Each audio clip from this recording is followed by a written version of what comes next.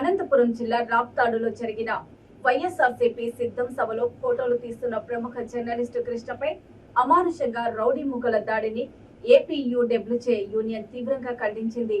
దాడి చేసిన వారిపై వెంటనే చర్యలు తీసుకోవాలని విలేకరుల అసోసియేషన్ తరఫున ఎస్పీ కార్యాలయం వద్ద ధర్నా నిర్వహించారు. ఈ ధర్నాకు స్పందించిన ఎస్పీ మాట్లాడుతూ విలేకరులపై దాడులు జరగకుండా చర్యలు తీసుకుంటామని, కృష్ణపై దాడి చేసిన వ్యక్తులపై కేసులు పెట్టి కఠినమైన చర్యలు తీసుకుని మీడియా ముఖంగా తెలియజేశారు. జర్నలిస్టులపై దాడులు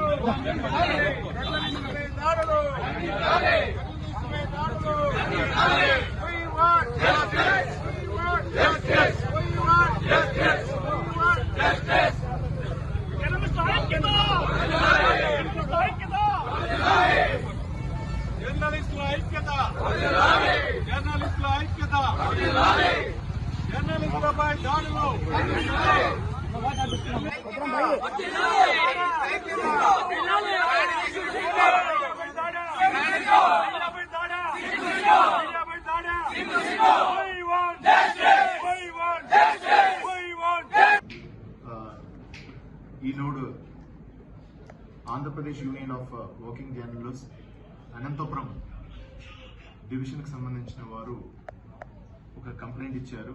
ఇది ఏంటంటే నిన్న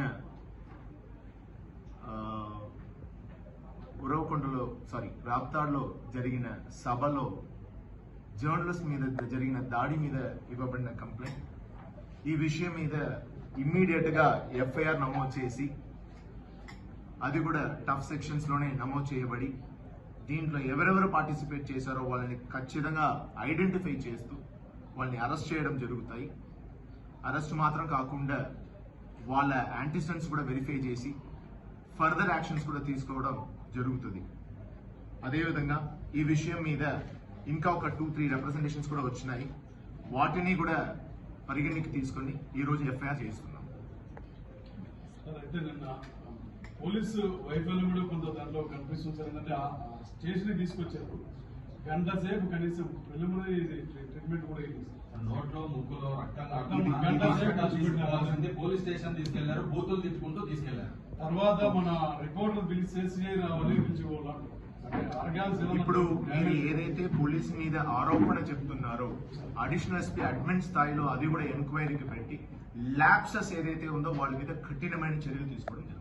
సార్ ఇంకోటి సార్, లోపల గ్యాలరీ అంటే మీడియా గ్యాలరీ అఫిషియల్ గా పిలిచి లోపల కూర్చోబెట్టారు. మీడియా గ్యాలరీలో వాళ్ళ మీద కూడా జనాలు పూర్తి పడడము, తొక్కడం ఇదంతా జరిగే 4-5 మంది కాళ్ళు ఎరిగి ఇన్సిడెంట్ జరిగింది. అంటే లోపల పోలీసులు ఉంటారు కదా గ్యాలరీ చుట్టూ, ఎక్కడేదో ల్యాబ్సెస్ అనేది మా As of before arrangement of the